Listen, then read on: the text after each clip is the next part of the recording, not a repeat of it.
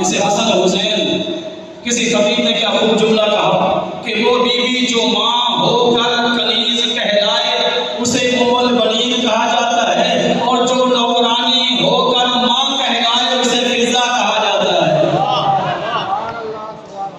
کتنا عظمت ہے جناب فضا کی، اور اندازہ لگیں اس بیوی کی عظمت کا امیر کائنات کے ذرے سے۔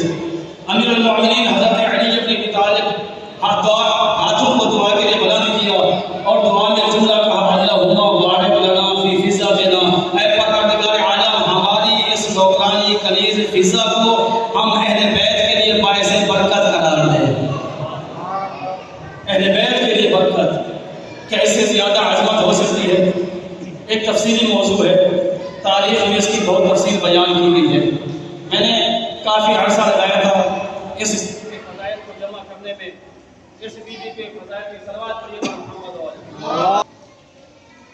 اللہم بارک لنا فی فضاتنا۔ ماشاءاللہ۔ اور اگر آپ یہ جو سنارے بیچے ہوتے ہیں بازار میں، ان کی دکانوں پہ چلے جائیں، اگر مومن ہے تو اس کی دکان کے باہر جو سونے اور چاندی کا ویوہار کرتے ہیں، بیچتے ہیں، ان کی دکان کے باہر یہ امیر کائنات کا جملہ لکھا ہوتا ہے، جو کہ فضا کہتے ہیں چاندی کو، اور جو سنارے ہوتے ہیں وہ سونا اور چاندی بیچتے ہیں، تو انہوں نے اس جملے کو اپنے دکان کے باہر لکھا ہوتا ہے اللہم بارک لنا فی فضاتنا۔ توجہ ہے میرے ساتھ؟ دامن وقت میں گزارش کی انتہائی مختصر سے وقت میں چند ایک جملے آپ تک پہنچانے ہیں۔ سامعین مکرم، امیر کائنات نے جناب فضا کی عظمت کو بیان کرتے ہوئے جملہ فرمایا اللہم بارک لنا فی فضاتنا، اے اللہ وجود فضا کو ہمارے لیے برکت قرار دے۔ بس اسی جملے کا پس منظر بیان کرنا ہے کہ کس موقع پہ امیر کائنات نے جناب فضا کے لیے یہ دعا کہی تھی۔ توجہ ہے نا؟ کس موقع پہ، کس مناسبت پہ، کب امیر کائنات نے فضا کو یہ دعا دیتے ہوئے کہا تھا اللہ تجھے ہمارے لیے باعث برکت قرار دے۔ ایک دن امیر کائنات نماز کے لیے اٹھے، وضو کرنا تھا۔ تاریخی پس منظر ہے، اسی دعا کا توجہ سے سنیے گا، جتنا زیادہ توجہ کریں گے اتنا لطف آئے گا آپ کو سننے میں۔ اور آج ہم جناب سید فاطمہ زہرا کی کنیز اور نورانی کی عظمت کو بیان کرنے کی سعادت بھی حاصل کریں گے۔ امیر کائنات نے وضو کرنا تھا، قبلہ فضا نورانی کی خادمہ تھی، آواز دی فضا پانی لے کر آؤ، میں نے وضو کرنا ہے۔ امیر المؤمنین نے آواز تو دی لیکن نہ فضا آئی اور نہ پانی آیا۔ وضو کرنا تھا امیر المؤمنین نے، اب پانی آئے تو وضو کریں، آواز دی فضا پانی لے کر آؤ، جناب فضا نہ آئی۔ ایک بار پھر آواز دی فضا پانی لے کر آؤ، میں نے وضو کرنا ہے، پھر بھی جناب فضا نہ آئی۔ تیسری مرتبہ آواز دی فضا پانی لے کر آؤ، پھر بھی نہ جناب فضا آئی نہ پانی آیا۔ امیر کائنات نے سوچا کہ میں آواز دے رہا ہوں فضا کو، نہ خود آتی ہے نہ پانی کوئی لے کر آتا ہے، دیکھوں تو صحیح ماجرا کہاں ہے، فضا کہاں ہے۔ اس سے پہلے کہ امیر المؤمنین مڑ کر دیکھتے فضا کہاں ہے، ہاتف غیبی کی آواز آئی اے امیر المؤمنین آپ کے پہلو میں پانی رکھا ہے، اٹھو وضو کر لیجیے۔ امیر المؤمنین مڑے دیکھا، ایک برتن رکھا ہوا تھا جس میں پانی چھلک رہا تھا، اٹھے وضو کیا، وضو کرنے سے فارغ ہوئے، اور یہ سارا منظر رسول خدا دور بیٹھ کر دیکھ رہے تھے۔ تاریخ کے مطابق یہ جناب ام المؤمنین حضرت عائشہ کا گھر تھا، رسول خدا وہی تشریف فرما تھے، امیر المؤمنین بھی وہی تھے، اس لیے آواز دی تھی فضا کو گھر سے کہ آؤ پانی لے کر وضو کرنا ہے۔ پانی نہ آیا، امیر المؤمنین نے مڑ کر دیکھا، اپنے پاس پہلو میں دیکھا پانی رکھا ہوا ہے، امیر المؤمنین نے وضو کیا۔ جب وضو سے فارغ ہوئے، رسول خدا یہ منظر دیکھ رہے تھے، امیر المؤمنین کو بلایا، جب قریب گئے پوچھا اے علی کہ آپ جانتے ہیں یہ پانی کہاں سے آیا ہے؟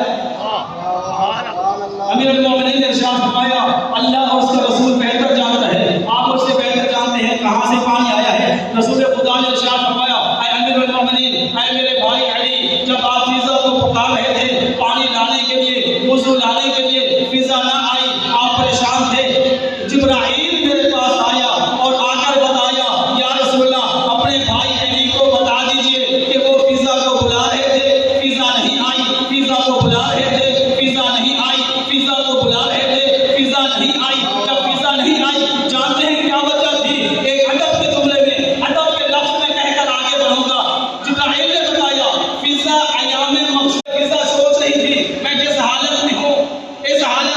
کے پاس نہیں جا سکتی. کیوں؟ اس لیے کہ علی امام ہے، علی ہے، علی ولی ہے، علی طیب ہے، علی طاہر ہے، تحقق کا مرکز ہے. میری حالت ایسی نہیں میں ان کے قریب جاؤں. حیات تھی، شرم تھی، ادب تھا، احترام تھا، وہ بھی ماننا ہے لیکن جا نہیں سکتی. فضا تھی حیران. جبرائیل بتا رہا ہے محمد مصطفیٰ کو، اے نبی اللہ، فضا پریشان تھی. علی پکار آئے، جانا واجب ہے لیکن جا نہیں سکتی. اب کرو تو کیا کرو؟ فضا کے اس ادب کو، فضا کے اس احترام کو، فضا کے اس حیا کو اللہ نے اللہ کو یہ حیا اتنا پسند آیا. آواز دی جبرائیل، جی رب کریب جلدی کر، عرش چھوڑ، فرش میں جا. جو کام فضا نہیں کر سکی تو جا کے پورا کر دے.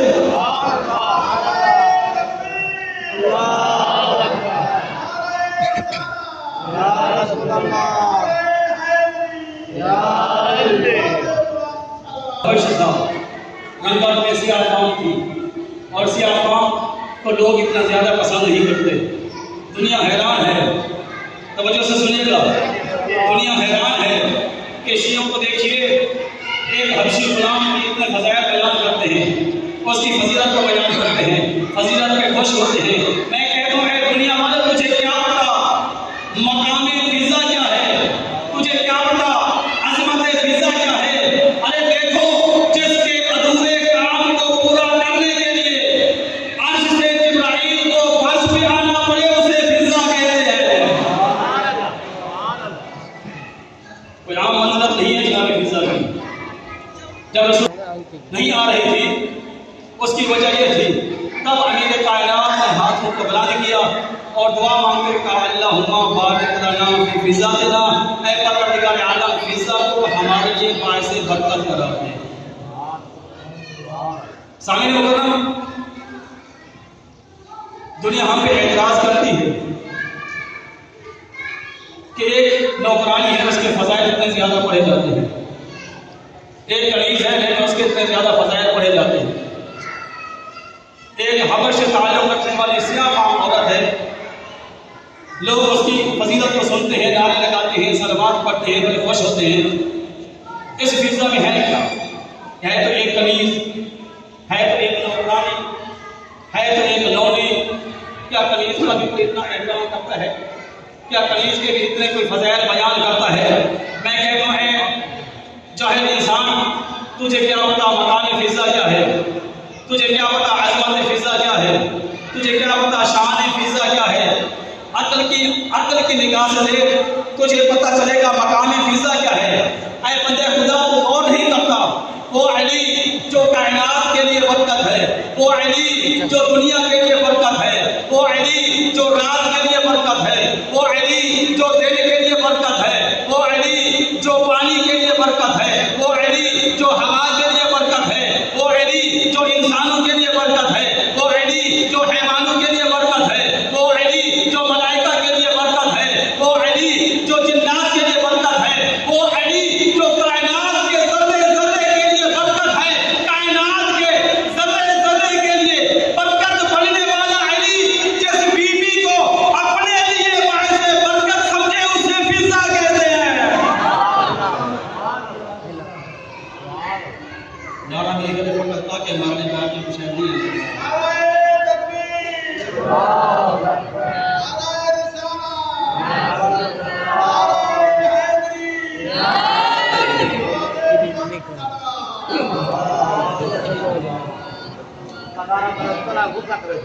یہ جو نعرہ لگایا جاتا ہے، یہ نعرہ جہاں خطیب کے لیے حوصلہ افزائی ہوتی ہے، اس نعرے کے دو فائدے ہیں.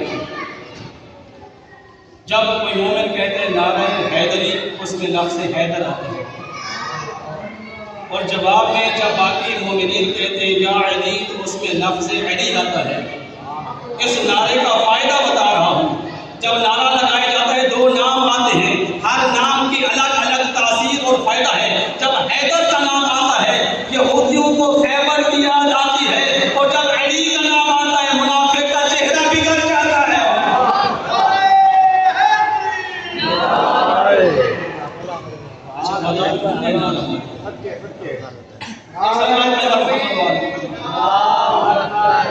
تکبیر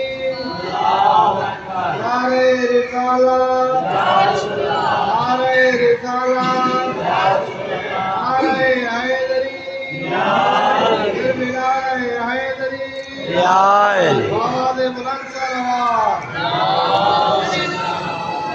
جناب فیضہ کی عظمت بہت وقت گزارا ہے جناب فیضہ نے اہل بیت کے گھرانے میں، اور ایک وہ واحد بیوی ہیں جنہوں نے قریب سے اہل بیت کو دیکھا ہے، اور یہ وہ بیوی ہیں جنہوں نے قریب سے رسول کی بیٹی کی مصیبت کو بھی دیکھا ہے، رسول کی نوازشوں کے مسائل کو بھی دیکھا ہے۔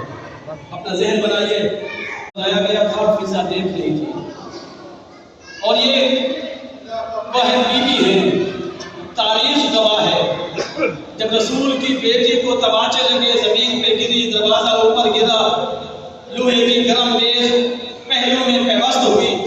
یہ دیکھیے جناب فضا کا مقام دیکھیے، اس وقت رسول کی بیٹی نے کسی اور کو آواز نہیں دی، بلکہ فضا کو آواز دیتے ہوئے کہا، یا فضا خذینی وسندینی قد قتلوا فی احشائی، اے فضا جلدی سے آؤ، مجھے سہارا دو، مجھے اٹھاؤ، ان لوگوں نے میرا محسن شہید کر دیا ہے۔ اجرکم علی اللہ، اجرکم علی اللہ عزادارو۔ جناب سیدہ کی مصائب حمزات اور مولویوں کی وجہ سے نہیں ہے۔ بہار و انوار میں ایک چیپٹر ہے، پورا ایک باب ہے، جس میں رسول ذاتی کی مصائب کو ذکر کیا گیا ہے، اور ان مصائب کو کسی عام شخصیت نے بیان نہیں کیا، بلکہ خود رسول نے اپنی بیٹی کے مصائب کا تذکرہ کیا ہے۔ اے ارباب اعزاز، رسول نے اپنی بیٹی کی مصیبتوں کو پڑھا ہے، رسول نے اپنی بیٹی میں آنے والے مصائب کو بیان کیا ہے۔ رسول خدا ارشاد فرماتے ہیں، لما نظرت الیہا فذکرت ما یصنع بہا بعدی۔ رسول خدا دو کے ارشاد فرماتے ہیں، اے دنیا والو، جب بھی میں اپنی بیٹی فاطمہ کے چہرے پہ نظر کرتا ہوں، میرے سامنے وہ تمام مناظر یاد آ جاتے ہیں کہ میرے جانے کے بعد میری بیٹی کے ساتھ کیا کیا جائے۔ اجرکم علی اللہ، کلما نظرت الیہا، جب بھی میں محمد فاطمہ کے چہرے پہ دیکھتا ہوں، مجھے فاطمہ کا چہرہ نظر نہیں آ رہا ہوتا، مجھے فاطمہ کے چہرے پہ لگنے والے تماچے نظر آ رہے ہوتے ہیں، مجھے فاطمہ کا زخمی ہونے والا پہلو نظر آ رہا ہوتا ہے، مجھے فاطمہ کے گھر کا جلتا ہوا دروازہ دکھائی دے رہا ہوتا ہے، مجھے فاطمہ کی نکلتی ہوئی چیخیں سنائی دے رہی ہوتی ہیں۔ یا رسول اللہ، کون سے مظالم ہوں گے، کیا حالات ہوں گے آپ کی بیٹی کے؟ خود رسول نے اپنی زبانی اپنی بیٹی کے مصائب کا تذکرہ کرتے ہوئے ارشاد فرمایا، منع عرسها وحرمت منع عرسها وحرمت